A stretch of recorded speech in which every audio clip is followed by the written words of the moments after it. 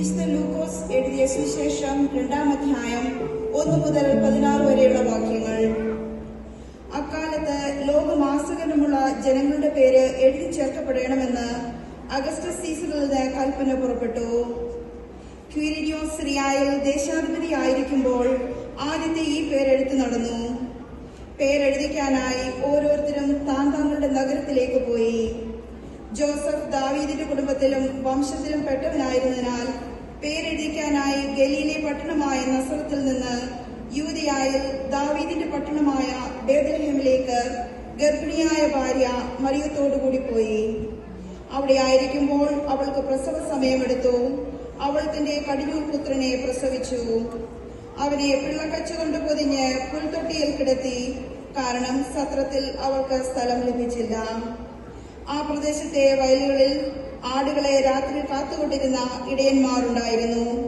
കർത്താവിന്റെ ദൂതൻ അവരുടെ അടുത്തെത്തി. കർത്താവിന്റെ മഹത്വം അവരുടെ മേൽ പ്രകാശിച്ചു.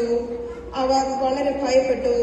ദൂതൻ അവനോട് പറഞ്ഞു, ഭയപ്പെടേണ്ട, ഇതാ സകല ജനത്തിനും വേണ്ടിയുള്ള വലിയ സന്തോഷത്തിന്റെ സദ്വാർത്ത ഞാൻ നിങ്ങളെ അറിയിക്കുന്നു. ദാവീദിന്റെ പട്ടണത്തിൽ നിങ്ങൾക്കായ ഒരു രക്ഷകൻ, കർത്താവായ ക്രിസ്തു ഇന്ന് ജനിച്ചിരിക്കുന്നു. ഇതായിരിക്കും നിങ്ങൾക്ക് അടയാളം.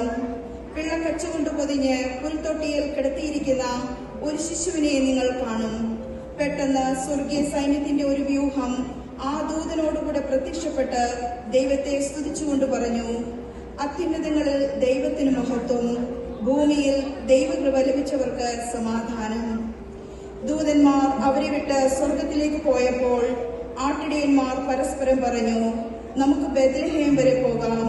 കർത്താവ് നമ്മെ അറിയിച്ച ഈ സംഭവം നമുക്ക് കാണാം. അവർ അതിവേഗം പോയി മറിയത്തെയും ജോസഫിനെയും പുൽത്തൊട്ടിയിൽ കിടക്കുന്ന ശിശുവിനെയും കണ്ടു. ദൈവമേ സ്തുതി.